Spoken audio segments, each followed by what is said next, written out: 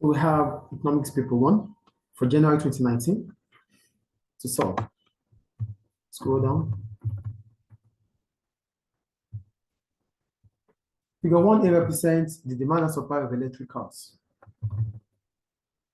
The original equilibrium point is at X. And when we talk about equilibrium point, we're talking about the point of agreement between quantity demanded and quantity supply. So it's at X.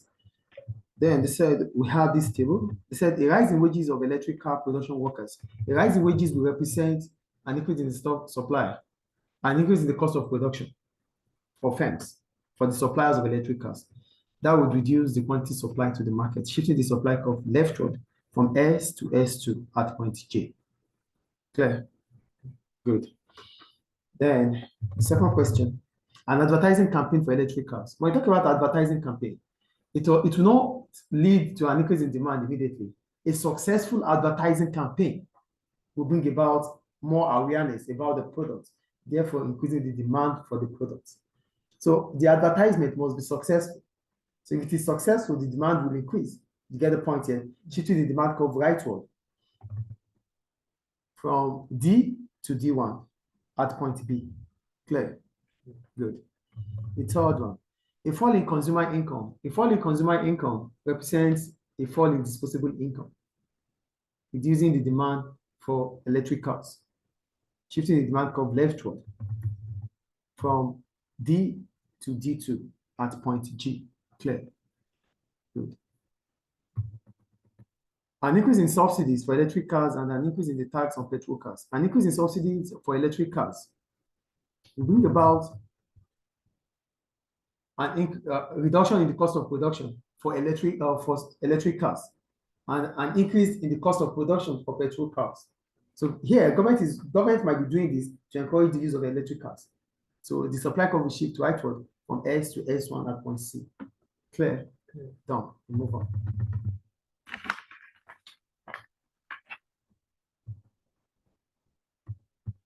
Electric cars require large amounts of copper. It is estimated that production of copper will need to be doubled over the next 20 years. Explain why the supply of copper might be price inelastic in the short term. What is supply itself? Supply is the quantity of goods firms are willing to produce at a given price and time. That is supply. And when we talk about price inelastic, it means there's no significant change in the quantity supplied as a result of a change in price. That is inelastic. So copper is price inelastic. Why? Because copper itself it's a primary product, which means it has to be extracted. Yes or no? Extraction takes a time, takes a while. It's not a short term. As a result, no matter what the price is, the supply will not affect the price. That means it cannot increase supply as a result of a change in price because extraction takes a while before you get them. Clear? We'll move on. It has been estimated that the price elasticity of demand for electric cars is price elastic. When it is price elastic, it means there's significant change in the quantity supplied. In the quantity demanded, because demand. In the quantity demanded as a result of a change in price. That is price elastic. There's a significant change in the quantity demanded as a result of a change in price. Get the point here, right? So an increase in the price of electric cars will therefore, when it is price elastic, it means as soon as the price increases, the quantity demanded will fall significantly. And that as soon as the quantity demanded falls, the revenue, because price and quantity brings about revenue. Total revenue is price multiplied by quantity sold. So if the price is falling, it is expected that the quantity supply or the quantity demanded will fall, making it to have a fall in revenue. Do you get it? So there's going to be a decrease in revenue, which is B. Clear? We'll move on. Identify and explain two factors that might make the demand for a product such as electric cars price elastic. When it is price elastic, we said it means there's a significant change in quantity demanded as a result of a change in price. One of the reasons why it could be price elastic is availability of substitutes. If there are substitutes for electric cars like petrol cars, it means if the price of electric cars increases, customers will start buying its substitute petrol cars as a result of that. So that means if the price increases, the quantity demanded will reduce. Clear? Yeah. That's the first point. And the second one is about the proportion of your income spent on those cars. If the proportion of your income spent is less, then the demand will be price inelastic, but if it is high, it's an electric car. So that means if an increase in the price of electric cars will take chunk amount of money from your income. So that means it is price elastic. Is it clear? We'll move on.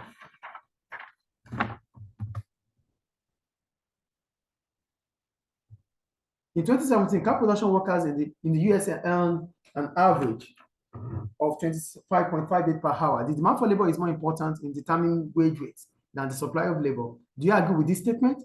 Explain your reason. So here you have to define demand for labor and supply of labor. What is demand for labor?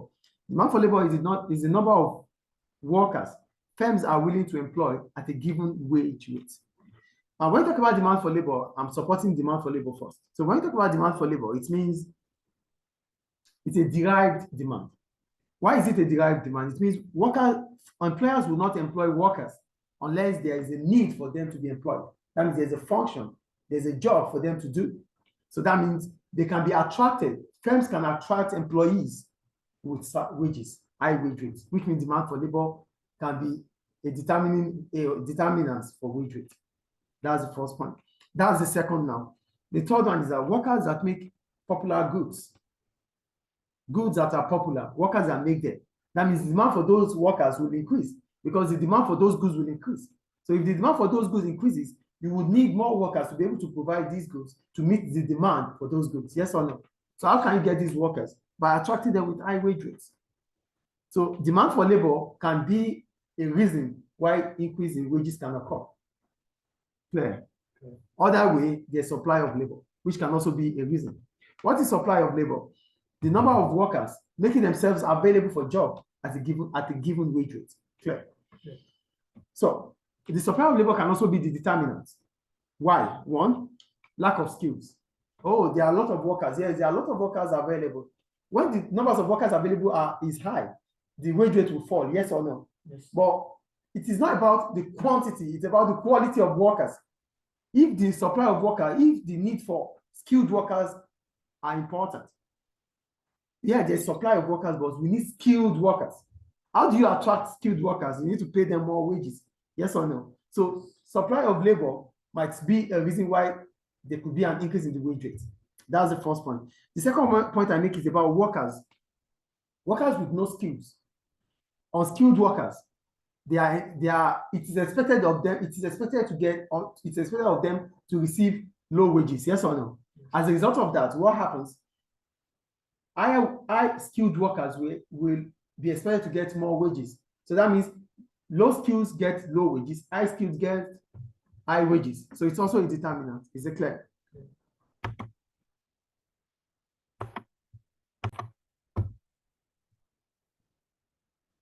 So we go on to 1B. We have this figure. I have to reduce it so as it can be seen by everybody. Okay, great. So it said, represents a production possibility curve. And when we talk about production possibility curve or a peak of production possibility frontier, it is a graph that represents the combination of two goods that can be produced if all resources are fully employed. That is PPC, right? Are you with me, please? Okay. Which of the points A, B, C, D, or E represents an underutilization of resources? Underutilization of resources will be inside the PPC, which is D.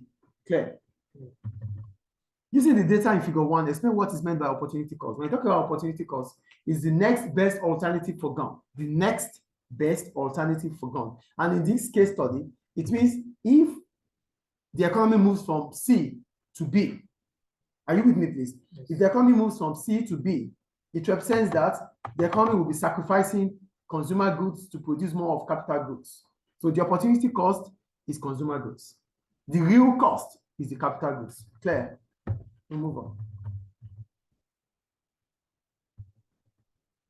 Briefly explain why point E on figure 1B is currently unobtainable. Unobtainable is the same as unattainable.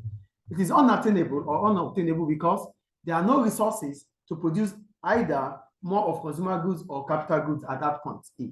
Clear? We'll move on. Question C, right? Yes.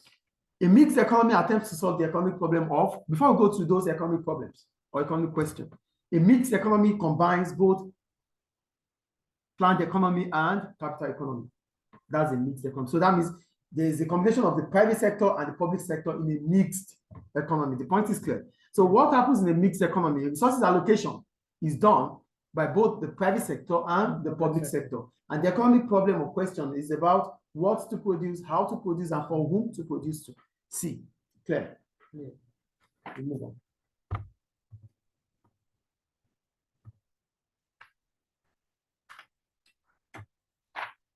In a mixed economy, the larger the private sector, the more efficient the economy will be in producing goods and services. Do you agree with this statement? I said yes and no.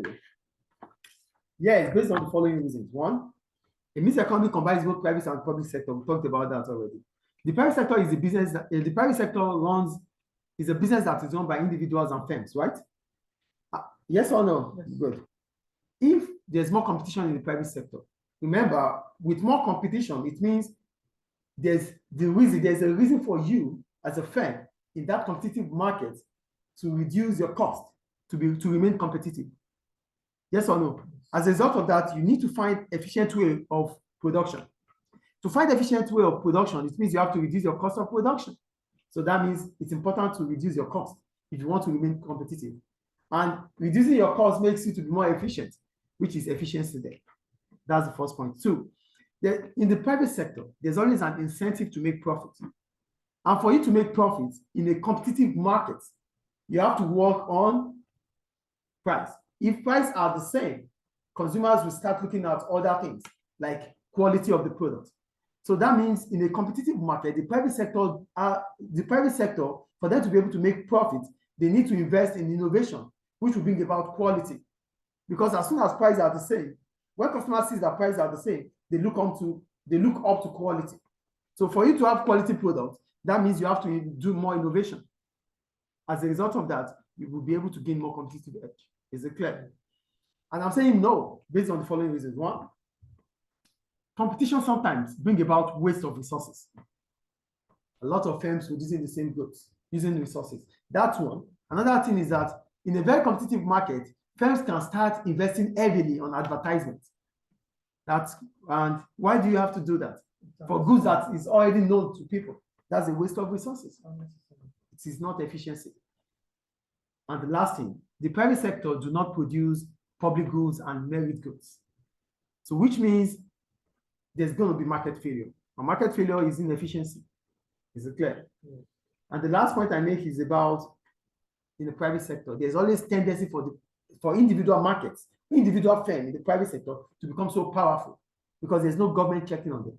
So if they become more powerful, they can create monopoly. Clear? Yeah. Any question about that? We'll move on. Question 2.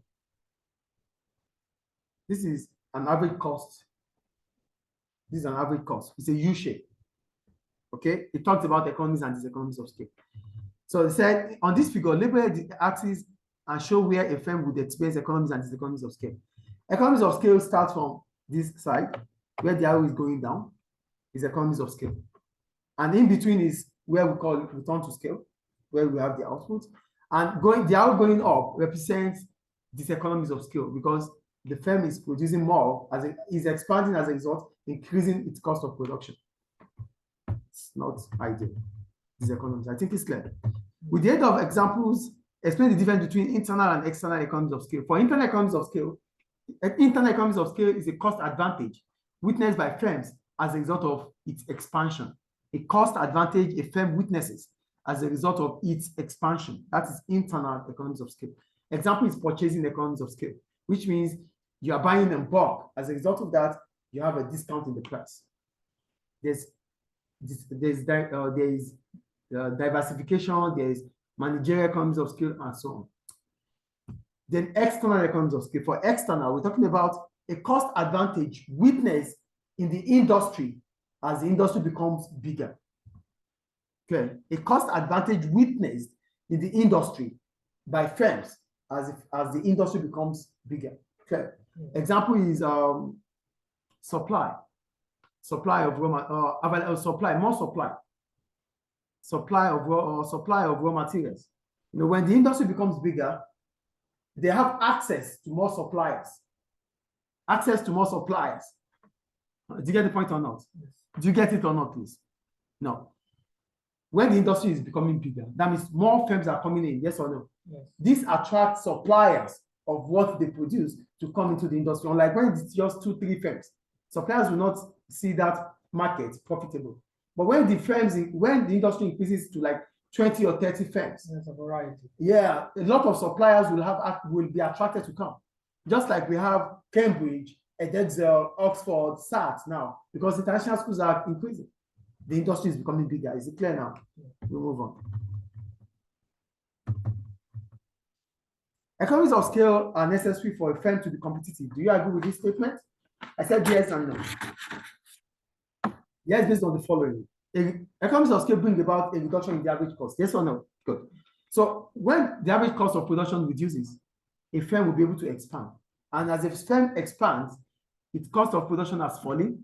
It can still charge the same price as competitors and still be profitable. That's the first advantage. 2, economies of scale will bring about a fall in price. And in a competitive market, price is always what's crucial, as it might be a USP for a firm. Price is important. It can be your USP when you sell at a lower price.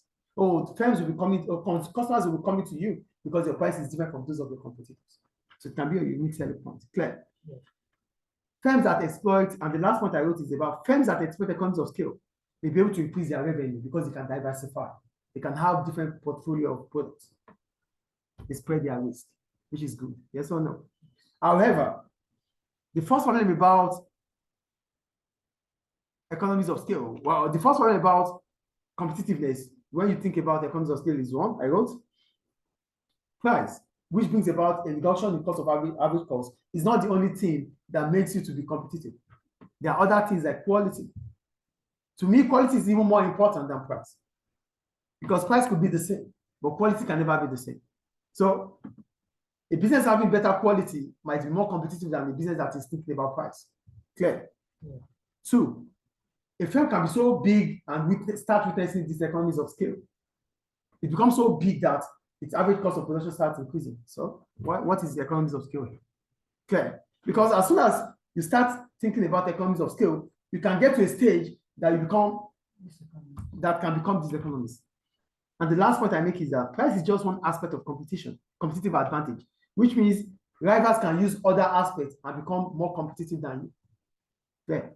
Any question about that? We'll move on. We have these items. And using examples from the table, explain the difference between variable cost and fixed. Variable costs are costs that changes as level of output changes. Example is cost of raw materials here. Fixed costs are the costs that do not change as level of output changes. Example here is rent. Clear? Is it clear, please? Yeah. Then he said, in October 2017, Aluko sold 1,000 ladders at $70 each. $70 each. Calculate the profit. Profit is total revenue minus total cost. That's the first thing we have to do. Profit is total revenue minus total cost. Yeah, our total revenue is $70 multiplied by 1,000, which is $70,000. Then our total cost, which is fixed cost plus variable cost. Our fixed cost is 1,000. Total cost, our fixed cost is 1,500 and 1,500, which brings about 3,000. Then our variable costs are other costs that changes. We have 45, we have 5, and we have 10. So 45 times 1,000 is 45,000. 5 times 1,000 is 5,000. 10 times 1,000 is 10,000. When you add them together with the total cost, with the fixed cost, you have 63,000. And profit is always TR minus TC. 70,000 minus 63,000, 7,000. Is that what you got? Yes. Great. We'll move on. Identify and explain one factor that may limit growth for a small business. A small business like Aluko. Finance, yeah, lack of finance. Why is lack of finance? Small firms like Aluko will be considered as a high risk for banks. So they might not be able to, they will feel reluctant to give them loans. As a result, they won't be able to, Aluko will not be able to finance its expansion. Clear. We'll move on. Like many businesses, Aluko operates in a highly competitive market. Assess the effectiveness of government policies to promote competition in the country of your choice. What is government policy? Government policies are tools government use to increase competition or to reduce anti-competitive practices. Example here is about giving grants, subsidies, and advice. to small firms. So the Libyan government might give advice, grants, subsidies to small firms to make them competitive. Two, the Libyan government might check and balance the affairs of the large firms to ensure that they are not engaging in anti-competitive practices that will hinder the growth of small firms. Clear? However, there are setbacks in government policy. One, over-reliance. When there is over-reliance of small firms on government tools like subsidies, grants, they might become inefficient because they know that if they are not doing well, government will always help them and they become inefficient, which is not good. Sure. Small firms might be too reliant on government. As a result, they become less competitive, they become less efficient because they know even if they fail, government will give them subsidies, government will give them money. Two, government policies might be too large that it brings about a waste of resources. Do you get the point? And might be too low or too little that does not solve that problem. Clear? We move on. Question 3. We have this. This is the GDP of Ecuador. It says identify which stage of the economic cycle Ecuador experienced during 2010 and during 2016. For 2010, before you go to 2010, it starts from 2009. What happens in 2009? A negative GDP, which is negative 2%. By 2010, it improves to almost 8%, right? So there's a boom after a recession then. Clear? Good. Then in 2016, go back to 2015. From 2015, it was a negative all through. All through negative from 2015 to 2016. That represents recession. It is recession. Is it clear? We move on. It's recession. Recession is always two negative economic decline, two negative economic growth, or two economic growth, two negative economic growth in two consecutive quarters. I saw it go from -4 to 1. I thought it was recovery. No, it's recession also. I think you can get it now. Yeah, so what they said, by the end of 2017, economic growth in Ecuador was increasing rapidly. Explain two advantages of economic growth. With economic growth, it brings about increase in income. Why increase in income? Because economic growth might be as a result of increase in employment opportunity. And if employment increases, disposable income will increase. Many people will be able to buy goods and services that they cannot buy before. Number one. Two, growth brings about increase in taxes. Increase in tax revenue for government. Government will be able to generate more taxes from income of people because people have more income now. And government will be able to generate taxes from government, from businesses because they're going to make more profit. So that's it. I wrote improve living standards. It's fine. Yeah, improving living standard. How do you end it? If living standard will improve if more is spent. So you can get a mark there. We move on. One disadvantage of economic growth is pollution and environmental damage. Ecuador uses an environmental tax on vehicle pollution to reduce pollution caused by motor vehicles. Taxation is the best way for government to protect the environment. Do you agree with this statement? Yes and no. What is tax? Tax is a levy imposed by government on the production and consumption of goods and services. Okay. Taxation is the best way for government to protect the environment due to the following reasons. One, it increases the cost of polluting activities. So if the cost of, because government is increasing taxes on polluting activities, right? So if you continue to pollute, or if you continue with those activities that pollute the air, it means you have to increase your cost of production. Yes or no? Increasing your cost of production would reduce your profit as a result. Yes or no? So as a firm, you would want to find a way of reducing your polluting activities, which means mental damage would reduce, number one. Two, it can also increase government revenue. Yes or no? Yes. So if they continue to increase polluting activities, government revenue would also increase, which means government will be able to, to use it for things that would even protect the environment. Infrastructure as well. That would even protect the environment, yes. Clear? Okay. Okay. However, taxation may not be the best way based on the following reason. One, this type of tax seems to be regressive tax because it's tax on consumption. You get my point? So tariffs on consumption, which is an indirect tax, might mean that it puts so much weight or burden on the poor than the rich. They're going to pay the same, yes, but what percentage of income? It won't affect the rich as much as the poor. That's the first point, right? So that means if it doesn't affect the rich might as well continue to pollute, do more pollution, and as a result, the environment continues to damage. Clear? Yeah. And the last point I make is that the polluting activity may be price inelastic. So if it is price inelastic, it means tax does not have impact because the product that they are producing is price inelastic. So no matter what they want to sell it, consumers will still buy. No matter what the price, consumers. So if government is increasing taxes, they can as well increase the price. And it is price inelastic, it means people will still buy. So that means tax does not change anything.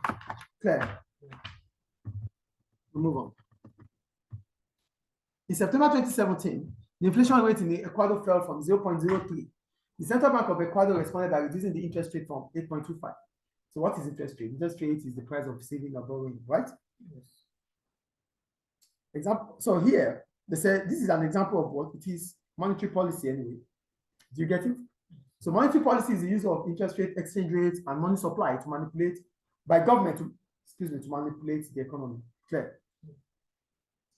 Identify and explain briefly two possible causes of inflation. First, what is inflation? A persistent rise in the price of goods and services within an economy. We have demand pull inflation, cost push inflation. Demand pull inflation is as a result of excess demand. So which means an increase in aggregate demand within the economy can bring about demand pull inflation. For cost push is as a result of increasing prices of factor inputs like land, labor. It increases the cost of production for firms. As a result, they have to increase prices. Clear. We move on. Consumers will always benefit from a reduction in interest rate. Assess this statement. Interest rate is the price of borrowing and saving, right?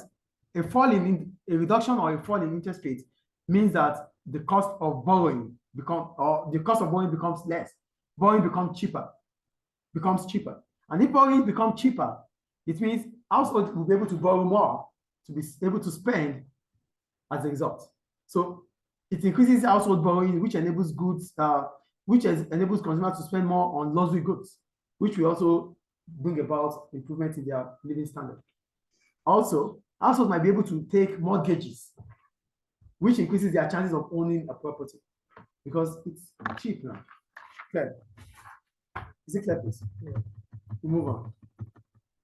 Ecuador has one of the lowest unemployment rates in Latin America. In October 2017, it was 5.8%. The government claimed that this was the result of its focus on supply-side policy. What are supply-side policies?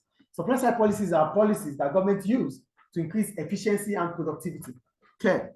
Yeah. So it can be best, supply-side policy can be the best way to reduce unemployment based on the following reasons. One, education and training is one of supply-side policies. Government can invest on education and training. If government does this brings about improvement in knowledge and skills of the workforce. This makes them employable. You know, they might not be employable. As a result, they are not getting jobs because they are not employable. So with investment in training and education, they become more employable and they can get jobs. Fair. Yeah. So incentives from government. You know, government might also encourage, through supply side policy, government might give grants to businesses if they set up in places that are highly unemployed.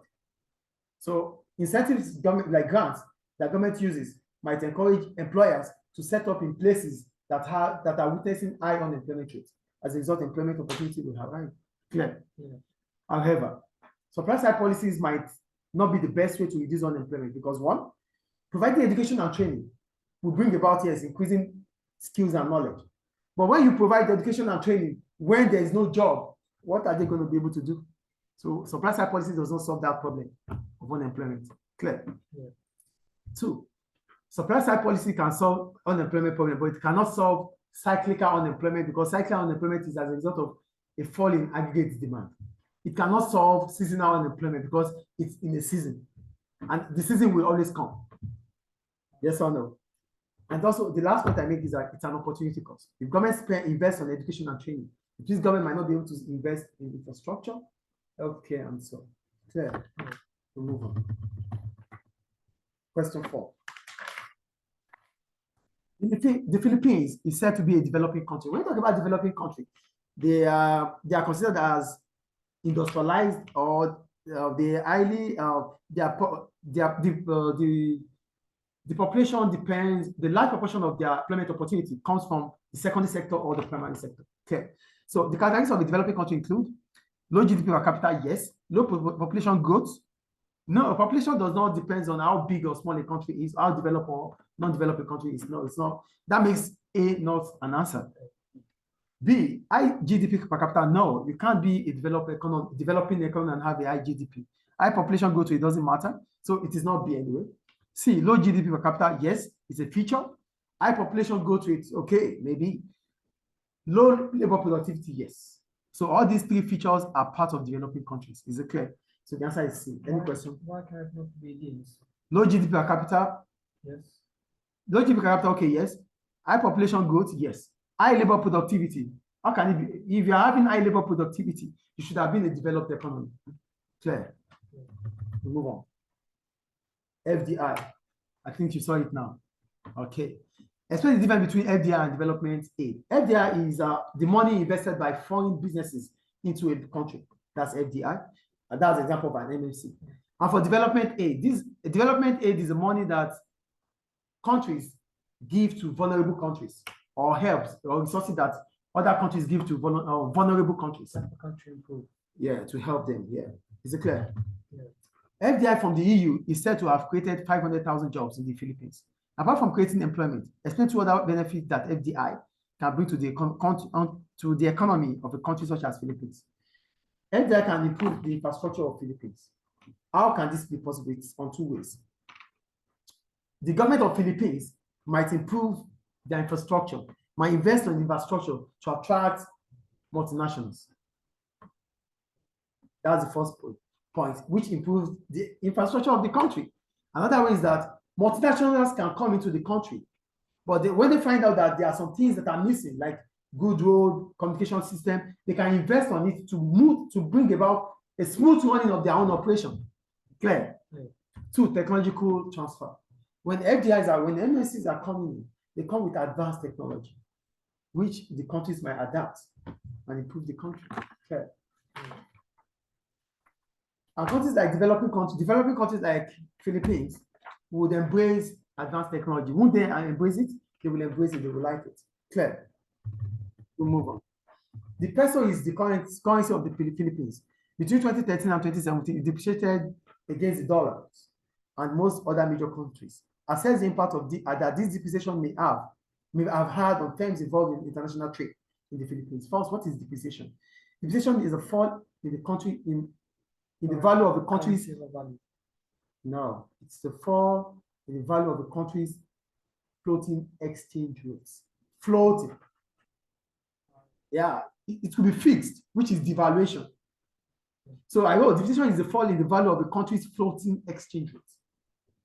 So the impact of depreciation can be the following. It's positive anyway. One, exports become cheaper, as less foreign currencies will be needed to buy more local currency.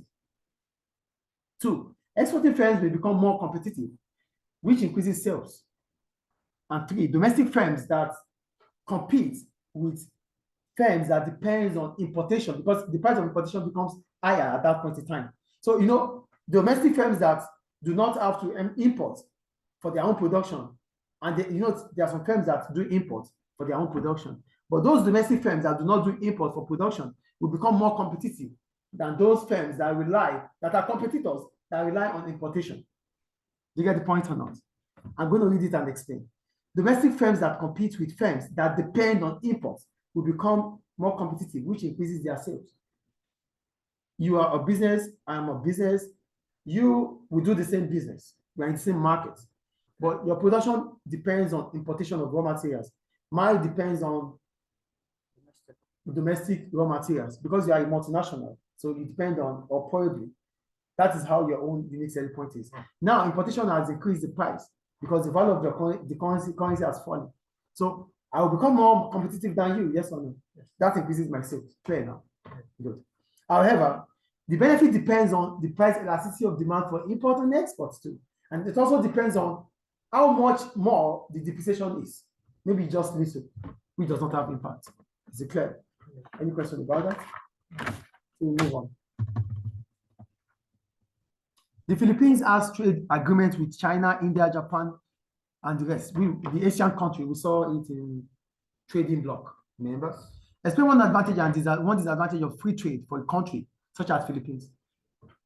First, what is free trade? Free trade means the buying and selling of goods and services between countries without restriction. Thank you. So the advantage is that there will not be tariff.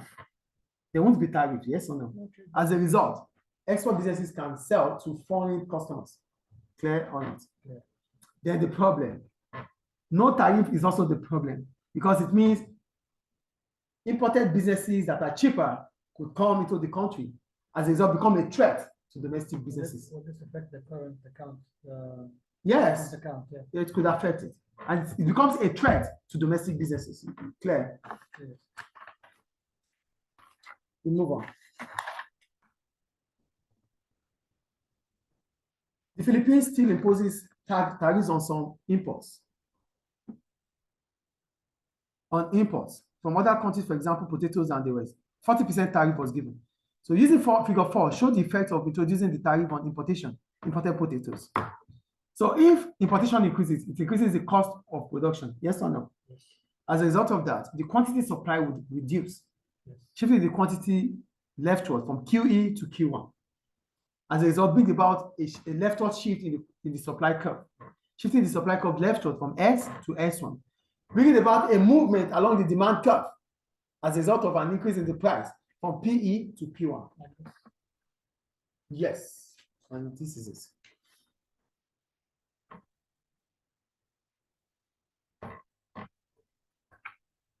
So we move on. Explain two possible reasons why the Philippines might impose tariffs on some imports. The Philippines might impose taxes on tariffs on imports, want to protect domestic businesses. This will increase the prices of imported potatoes. As a result, local potatoes become cheaper and attractive.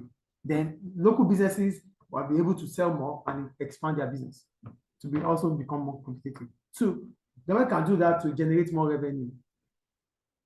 Yes or no? So generating more revenue, that means government can use it to finance public expenditure. Clear?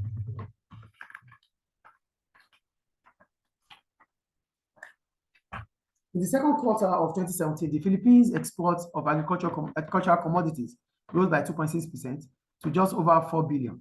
This was mainly because of rising global commodity prices. As says, you see, rising global commodity prices. It means global commodities are unpredictable. Assess the benefits that the production of commodities bring to the economy of a country such as the Philippines. Production of commodities is the use of natural resources for producing goods and services. Clear? It is beneficial based on the following reasons. One, it creates employment. How does it create employment? When you have to use your commodity, when you have to use your natural resources to produce, it is you have to employ people to do the production. Yes or no? Yes. That increases production. That increases employment opportunity. Clear? Yeah. Two, it increases the country's GDP because it's increasing output. So the GDP of the country can increase. The third point, it increases exports. And if it increases exports, it brings about improvement in the balance of payment current accounts. Clear? Yeah. Those are the benefits to the economy. Now, what are the problems? Commodity prices, like they said there, commodity prices are rising. It might as well fall. It's rising, right? It might as well fall. Yes, it's unpredictable. It's commodity, so it's unpredictable. So the price might fall or fall. So if it falls, what happens to those countries that are relying on them? They witness less revenue, which is not good for them. Two, when they over reliance on commodities, when you rely so much on commodities, your foreign customers that you're selling to might seek for alternatives. Other countries might also find the commodity and start producing it. Yes or no? That is the point. And also, when you continue to use these resources, they might become depleted, finished. They could finish. Their commodities, they are non-renewable. You consume it one time, then it's gone. So when they finish, what comes to you? Nothing. Is it clear? So that ends January 2019, paper one. Any question about them? Thank you. Hold on, please.